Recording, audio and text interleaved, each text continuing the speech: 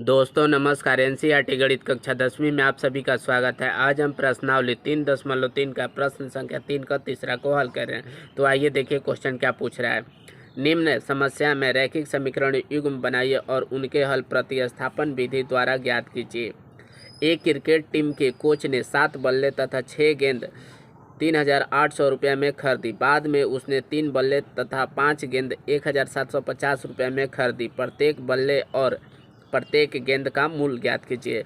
मतलब ये क्वेश्चन जो है तो कह रहा है ये जो दिया है इसको रैखिक समीकरण बनाइए। रैखिक समीकरण बनाकर प्रतिस्थापन विधि द्वारा हल करना है। मतलब कि एक सवाई को मान निकाल देना है। मतलब एक बल्ला को कितना मूल्य होगा और एक गेंद का मूल्य पूछ रहा है। ठीक है, तो कितना बार बताएं, कोई भी क्वेश्चन में कोई भी क्लास में जो पूछता है उसी को माना जाता है। तो यहाँ हम मान रहे हैं प्रत्येक माने एक होता है, तो एक बल्ला का मूल मान ले रहे हैं x और एक गेंद का मूल मान ले रहे हैं y। ठीक है ना। तो जैसे जैसे पूछता है वैसे वैसे करते हैं। तो आइए, माना एक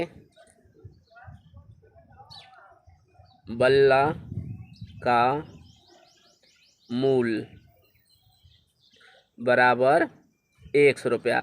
जो पूछता है वही मानते हैं। और एक गेंद पूछ रहा है, एक गेंद का मूल इक्वल टू y रुपया हो जाएगा। ठीक है, अब कह रहा है 7 बल्ला, एगो बल्ला का मूल्य x है तो 7 गो बल्ला का मूल्य कितना हो जाए, 7x नहीं है। अगर एक आम का मूल्य मान लीजिए 5 रुपया है और 3 आम का मूल्य पूछेगा तो 3 से गुणा कर देंगे तभी ना 15 रुपया हो जाएगा। तो इसीलिए कह रहा है 7 गो बल्ला का मूल्य। तो एक बल्ला का मूल्य 100 रुपया है, इसलिए यहाँ लिखेंगे, इसलिए 7 बल्ले का मूल इक्वल टू 7x हो जाएगा। उसी तरह 6 गेंदों का मूल, एक गेंद का मूल y है तो 6 गेंद का मूल 6y हो जाएगा। तो 6 गेंदे का मूल, ठीक है, इक्वल टू 6y। अब यहाँ देखिए 7 बल्ला और 6 गेंद, कुल पैसा है 3,800। तो ये दोनों के कुल पैसा को जोड़ दे रहे हैं। ठीक है, तो यहाँ पर 7x प्लस 6y। ठीक है, कुल गेंद का मूल्य इतना हो गया, कुल बल्ला का मूल्य, सॉरी, कुल बल्ला का मूल्य ये है या कुल गेंद का मूल्य ये है। कुल पैसा कितना है, 3,800 रुपया। तो यहाँ हो गया 3,800। ठीक है, ये समीकरण 1 बन गया। मतलब एगो रैखिक समीकरण तैयार हो गया। ठीक है, अब दूसरा देखिए, इसी में फिर क्या कह रहा है। बाद में उसने 3 बल्ला तथा 6 गेंदे 1,750 रुपये में खरीदी। ठीक है, तो फिर हम यहाँ लिखेंगे प्रश्नानुसार,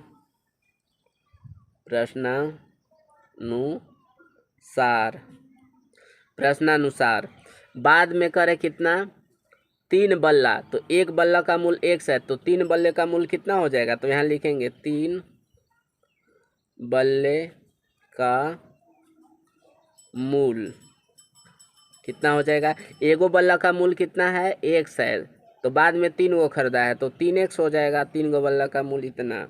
फिर 5 गेंद, तो एक गेंद का मूल्य y माने हैं तो 5 गेंद के मूल्य कितना हो जाएगा, तो 5y हो जाएगा। तो लिखेंगे 5 गेंदे का मूल 5y हो जाएगा। ठीक है, और फिर कुल पैसा, तो कुल पैसा तो देखिए ये वाला कुल नया वाला 3 बल्ला का इतना पैसा हुआ है और नया वाला गेंद का इतना, कुल पैसा कितना 1,750 रुपये में किना है। तो कुल पैसा हो जाएगा कितना, 3x plus 5y equal to 1,750 रुपया। ये आ गया हमारा समीकरण 2। ठीक है, तो यही रैखिक समीकरण कहते हैं। ये रैखिक समीकरण हो गया, रैखिक समीकरण हो गया। अब इसको कह रहा है कि हल कीजिए। तो यहाँ पर हल करने का 2-3 तरीका है। हम विलोपन से भी बना सकते हैं, वर्ज गुणन से भी बना सकते हैं। ठीक है ना, लेकिन क्वेश्चन में चिल्ला चिल्ला के कह रहा है कि विलोपन वर्ज गुणन नहीं, प्रतिस्थापन से चाहिए। देखिए क्वेश्चन में कह रहा है कि हमको प्रतिस्थापन विधि से बनाना है। यहाँ पर ये यहाँ पर देखिए ये बोल रहे हैं ना प्रतिस्थापन विधि, तो इसको हम प्रतिस्थापन विधि से हल करेंगे। तो देखिए प्रतिस्थापन विधि का हल क्या होता है। ए, ये समीकरण 1 है, ठीक है, ये समीकरण 2 है। पहले दोनों समीकरण यहाँ लिख दे रहे हैं हम यहाँ पर एक साथ, थोड़ा अच्छा हो जाएगा। तो देखिए 7x प्लस 6y बराबर 3800, ठीक है, समीकरण 1। और दूसरा 3x प्लस 5y बराबर 1750। इसको समीकरण 1 कहते हैं, इसको समीकरण 2 कहते हैं। जान लीजिए, ऐसे पिछले कई वीडियो में बता चुके हैं। समीकरण 1 को लेते हैं, इसमें से x या y का मान निकालते हैं, दोनों में से किसी एक का मान निकालते हैं, इसमें रख देते हैं समीकरण 2 में।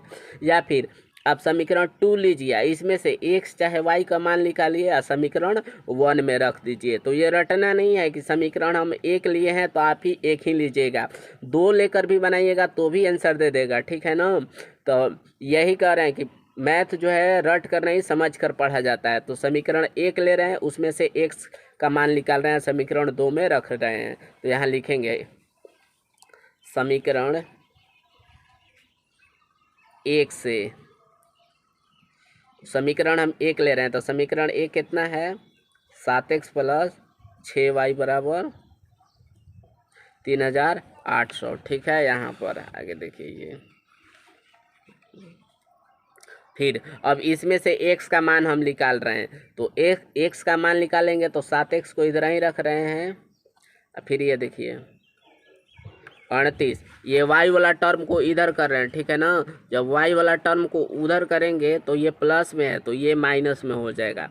हमको x का मान चाहिए, तो x बराबर 38 माइनस 6y, यहाँ गुणा में रहता है, अगला स्टेप में ये चीज़ भाग में आ जाता है, तो ये 7 यहाँ आ गया। ये समीकरण नंबर 3 हो गया, ठीक है। अब यही x का मान समीकरण 2 में रख रहे हैं। तो देखिए यहाँ पर इस x का मान समीकरण, यहाँ पहले लिख दे रहे हैं, चाहे यहीं बना रहे हैं इस पेज पर। देखिए x का मान समीकरण 2 में रख रहे हैं, तो यहाँ लिखेंगे समीकरण 3 से, समीकरण 3 से x का मान समीकरण 2 में रखने पर, ठीक है। तो समीकरण 2 यहाँ लिख ले रहे हैं। तो समीकरण 2 कितना है, 3x प्लस 5y बराबर 1750, ये समीकरण 2 है। अब इस x का मान समीकरण 2 में रख रहे हैं, तो देखिए x का मान इतना है, तो यहाँ पर ये वाला वैल्यू रख रहे हैं। तो देखिए यहाँ पर बना रहे हैं, दिखाई दे रहा है, ठीक है। तो x का मान कितना आया था उसमें, तो x का आंसर कितना आया था हमारा, तो x का आंसर आया था 38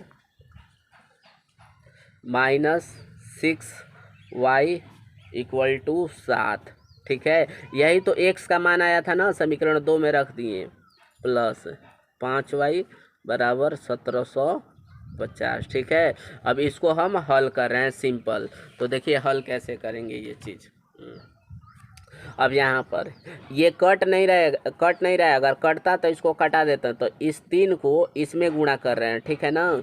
तो इस 3 को इसमें करेंगे, तो देखिए 8 से कर रहे हैं, राउंड फिगर 0 लगा देंगे।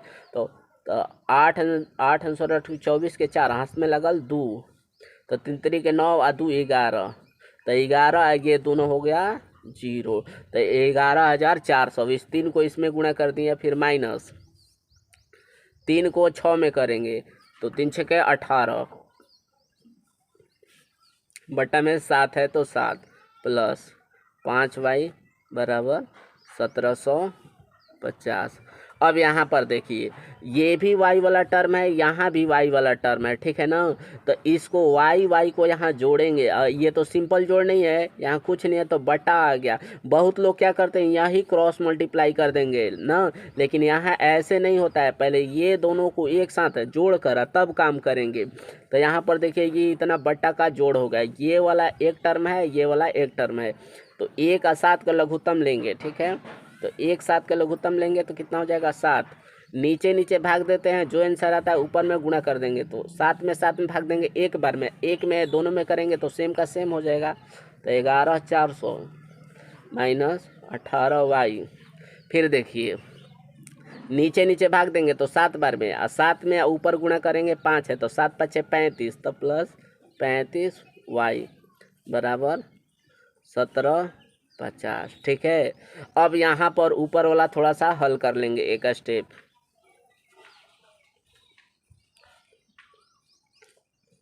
11,400। अब ये देखिए 35y में से माइनस 18y काट देंगे, तो 35y में से माइनस 18y जाएगा तो कितना हो जाएगा, तो 17y हो जाएगा, प्लस 17y y 7 1750। अब यहाँ पर कुछ नहीं है तो क्रॉस मल्टीप्लाई, एक में इसमें कर देंगे, 7 में इसमें करेंगे, तो एक में 1140 में करेंगे तो क्या हो जाएगा, 11,400 में करेंगे तो 11,400, प्लस 17y में एक में करेंगे तो 17y, 1750 में या 7 से जब हम गुणा करेंगे तो 1750 में या 7 से गुणा करेंगे तो हो जाएगा 12,250। गुणा करके आप देख लीजिएगा। ठीक है, अब फिर चर वाला को एक तरफ और अचर वाला को एक तरफ करते हैं। देखिए यहाँ पर ये, तो ये हो जाएगा कितना, 17y बराबर 12,250। ये नंबर है तो इधर कर दे रहे हैं तो 11,400।